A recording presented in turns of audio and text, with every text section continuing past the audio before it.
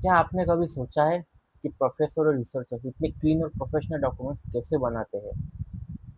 MS word में कभी कभी फॉर्मेटिंग अपने आप ही बिगड़ जाती है, लेकिन एक ऐसा पावरफुल टूल है जो आपके डॉक्यूमेंट्स को पूरी तरह प्रोफेशनल बना देता है, और उसका नाम है लेटेक्स।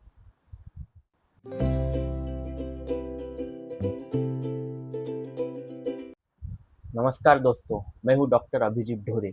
अगर आप स्टूडेंट हैं, रिसर्चर हैं या प्रोफेशनल रिपोर्ट्स बनाना चाहते हैं तो ये सीरीज आपके लिए बहुत यूजफुल होने वाली है। इस सीरीज में हम सीखेंगे लेटेक्स बिल्कुल बेसिक से स्टेप बाय स्टेप, और धीरे धीरे एडवांस लेवल तक जाएंगे। सबसे पहले लेटेक क्या है? लेटेक एक डॉक्यूमेंट प्रिपरेशन सिस्टम है। मतलब आप टेक्स्ट और डॉक्यूमेंट्स लिखते हैं और लेटेक ऑटोमेटिकली एक क्लीन और प्रोफेशनल डॉक्यूमेंट आपके लिए बनाता है। यह वर्ड की तरह नहीं है। वर्ड में आप डिजाइन करते हैं, पर लेटेक में सिस्टम आपके लिए डिजाइन करती है। अब सवाल ये है, लेटेक क्यों सीखे? अगर आप रिसर्चर है या स्टूडेंट है तो लेटेक बहुत यूजफुल है। इसके कुछ पावरफुल फायदे हैं, जैसे पहला, मैथमेटिकल इक्वेशन परफेक्ट बनते हैं। ऑटोमेटिक नंबरिंग होती है। टेबल ऑफ कंटेंट्स खुद बनाता है। बिbliयोग्राफी ऑटोमेटिक मैनेज होती है। और बड़े से बड़े डॉक्यूमेंट्स आसानी से हैंडल होते हैं। इससे लेटेक वाइडली यूज होता है। लेटेक यूज करने के दो तरीके हैं। पहला, कंप्यूटर में इंस्टॉल करके, और दूसरा ऑनलाइन यूज करके। इस सीरीज में हम मेनली ऑनलाइन मेथड यूज करेंगे, और उसके लिए हमें ओरिप का इस्तेमाल करना पड़ेगा, क्योंकि ओरिप में कुछ इंस्टॉल करने की ज़रूरत नहीं होती है, और हम सीधे ब्राउज़र में काम कर सकते हैं। इससे हम जो भी कोड लिखते हैं उसका आउटपुट हमें तुरंत साइड में पीडीएफ प्रीव्यू में दिख जाता है। हमारा सारा काम ऑटोमेटिकली क्लाउड में सेव होता रहता है। इससे बिगिनर्स के लिए लेटेक्स सीखना बहुत ईजी और फास्ट होता है। और यही वजह है कि और बिगिनर्स के साथ साथ रिसर्चर और प्रोफेशनल के लिए भी एक बेस्ट प्लेटफॉर्म है। लेकिन हम पहले लेटेक्स इंस्टॉल करके ऑफलाइन यूज़ करना भी एक बार देख लेंगे।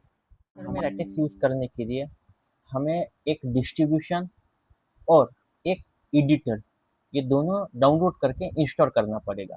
तो सबसे पहले हम देखते हैं, डिस्ट्रीब्यूशन है डिस्ट्रीब्यूशन मिक टेक। हम सिंपली यहाँ गूगल में टाइप करेंगे मिक टेक डाउनलोड। सबसे पहली जो लिंक आएंगे हम उस पर क्लिक करेंगे। यहाँ विंडोज, मैक, लिनक्स, डॉकर, सब सब ऑपरेटिंग सिस्टम के लिए ये दिया हुआ है। हम यहाँ डाउनलोड करेंगे, फिर इंस्टॉल करेंगे। उसके बाद है एडिटर, जो है टेक्स्ट स्टूडियो। हम यहाँ टाइप करेंगे सिंपली टेक्स्ट स्टूडियो डाउनलोड। सबसे पहली जो लिंक आएंगी वहाँ हम क्लिक करेंगे, यहाँ डाउनलोड करेंगे, फिर इंस्टॉल करेंगे।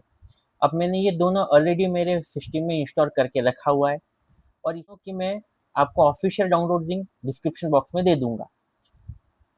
अब सबसे इम्पोर्टेंट बात ये आती है कि इन दोनों की जरूरत क्यों? क्योंकि हमें अगर लेटेक्स यूज करना है तो बस एक कोई भी एक सॉफ्टवेयर इनफ है। बट जो डिस्ट्रीब्यूशन है मिकटेक, हम वो एक ऐसा इम्पोर्टेंट पार्ट है। मतलब हम जो भी एडिटर में कोड टाइप करेंगे, डिस्ट्रीब्यूशन उसको पीडीएफ में कन्वर्ट करेगा। मतलब टेक्स्ट स्टूडियो ये लेटेक्स एडिटर है, हम वहाँ कोड कुछ भी डाल सकते हैं। वो एक वर्किंग यूजर इंटरफेस है। और मिकटेक को हम एक तरह से कह सकते हैं इंजन। और विदाउट इंजन आपको तो पता है कोई भी व्हीकल चल नहीं सकता। तो हमने ये दोनों सॉफ्टवेयर इंस्टॉल कर दिए। अब हमें लेटेक्स यूज करना है, तो हमें एक एडिटर मिलेगा जो कि टेक्स्ट स्टूडियो। तो हम यहाँ सर्च जस्ट सर्च करेंगे टेक्स्ट स्टूडियो, यहाँ डबल क्लिक करेंगे, ये टेक्स्ट स्टूडियो ओपन हो रहा है। देखिए ये पूरा यूजर इंटरफेस है टेक्स्ट स्टूडियो का। यहाँ हम फाइल पे जाएंगे, न्यू पे क्लिक करेंगे, एक अनटाइटल फाइल यहाँ आ जाएंगी।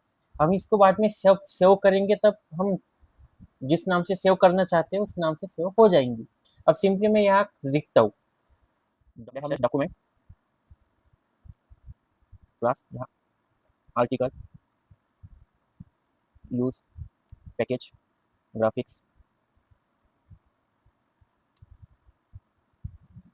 Title, my first document, author, doctor Abhijit Dore, date May 2026, begin document. अब बिगिन डॉक्यूमेंट और एंड डॉक्यूमेंट में हमारा एक्चुअल टेक्स्ट आएगा, तो हम यहाँ एक मेक टाइटल एंड सेक्शन, यहाँ मुझे इंट्रोडक्शन टू लेटेक्स। अब हम यहाँ कुछ लिखेंगे, hello world, how are you. यहाँ रीड एंड व्यू हम F5 दबा के भी डायरेक्ट रन कर सकते हैं। तो हम यहाँ करेंगे, क्लिक करेंगे, हमारा कोड रन हो रहा है। देखिए ये राइट साइड में जो भी हमने लिखा उसको एक एक्यूरेट और परफेक्ट स्ट्रक्चर में यहाँ पीडीएफ के तौर पे हमें मिल गया। लेफ्ट साइड में हम कोड लिखते हैं, राइट साइड में हो हमें पीडीएफ के रूप में दिख जाती है। अब ये हो गया ऑफलाइन यूज करने का। बोल रहा है कि हम ये पूरी सीरीज मेनली ऑनलाइन ओवररिफ पे ही करेंगे, तो अभी हम ऑनलाइन कैसे यूज करते हैं वो देखेंगे। ओवररिफ यूज करने के लिए हम पहले ब्राउजर पे जाएंगे, कौन सा भी ब्राउजर यूज कर सकते हैं, वहां टाइप करेंगे ओवररिफ। ये पहली लिंक आ जाएंगी। ओके, अब यहाँ ऑप्शन आएगा साइन अप विथ गूगल या साइन अप विथ ऑर्चिड। हम साइन अप विथ गूगल से करेंगे, यहाँ क्लिक करेंगे। मैंने मेरे गूगल आईडी से साइन अप कर दिया है। अब ये पूरा यूजर इंटरफेस है ओवररिफ का। यहाँ हमें मिलेंगे प्रोजेक्ट, हर जो यहाँ लिखेंगे, जो भी लेटेक्स की फाइल बनाएंगे और प्रोजेक्ट के तौर पे यहाँ सेव होती है। अब यहाँ न्यू प्रोजेक्ट हम जब भी क्लिक करेंगे तो यहाँ blank, example project, upload project, import for give him, और हर book, general, format, assignment, poster, thesis, CVs भी यहाँ से हम बना सकते हैं। तो हम पहले सीखने के लिए ब्लैंक प्रोजेक्ट पे क्लिक करेंगे, यहाँ नाम देंगे हम ब्लैंक प्रोजेक्ट, क्रिएट करेंगे। देखिए ओवररिफ की एक बहुत अच्छी खासियत है कि बेसिक कोड है ऑलरेडी दे देता है, जो कि ऑफलाइन में लेटेक्स नहीं दे पाता। अब फाइल का नाम है ब्लैंक प्रोजेक्ट, यहाँ मैं मेरा ऑथर का नाम चेंज कर देता हूँ, डॉक्टर अभिजीत धोरे, और देखिए यार कंपाइल कर दूंगा। ओके हो गया। अब इसमें हम ऑटो कंपाइल ऑन कर देंगे और यहाँ हम कुछ भी लिखेंगे,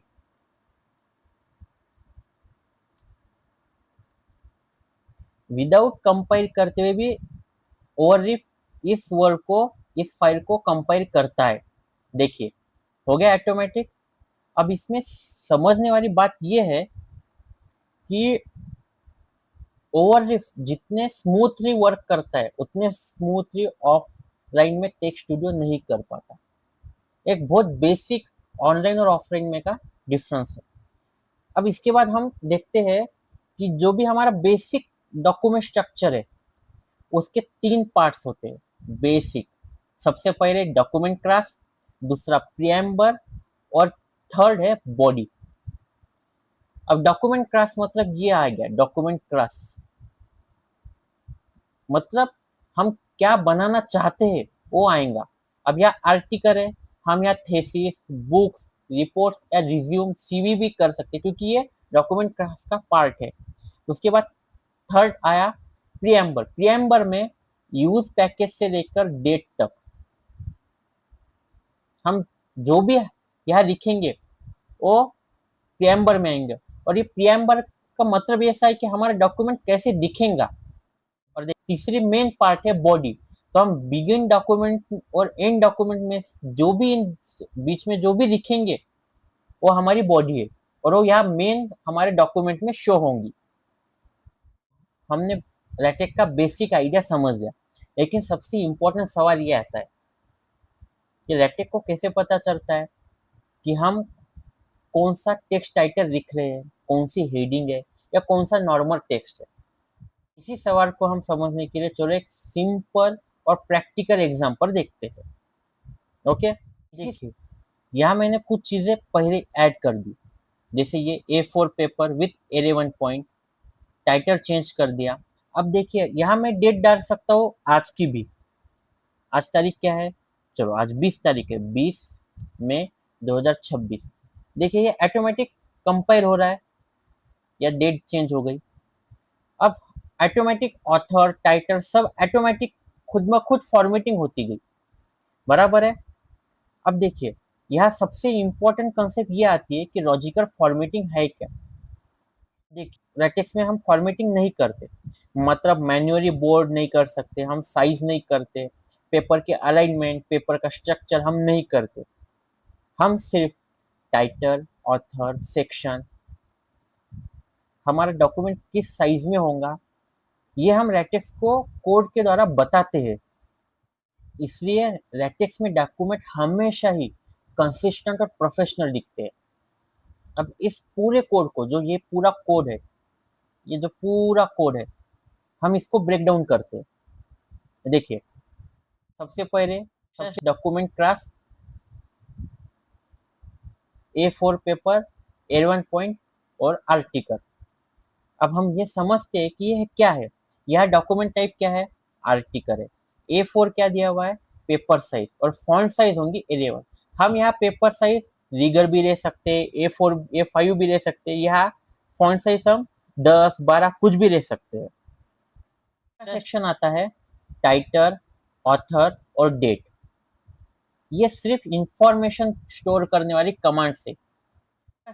एक्चुअल हमारा डॉक्यूमेंट शुरू होता है प्रियम्बर, जो मेन ये है, क्योंकि बहुत से कमांड्स है जो पैकेजेस है, जब तक हम वो वहाँ देंगे नहीं तब तक वो हमारे एक्चुअल डॉक्यूमेंट में दिखाई नहीं देंगे। जैसे कि मैंने जैसे पहले ही बताया, टेबल है, ये ग्राफिक्स है। अगर हमने ये पैकेज निकाल दिया तो हम हमारे डॉक्यूमेंट में इमेज या ग्राफ इंसर्ट ही नहीं कर सकते। अब आएगा हमारा थर्ड पार्ट जो है बॉडी। देखिए बिगिन डॉक्यूमेंट और एंड डॉक्यूमेंट में हम जो भी लिखते हैं वो हमारे एक्चुअल डॉक्यूमेंट में शो होता है।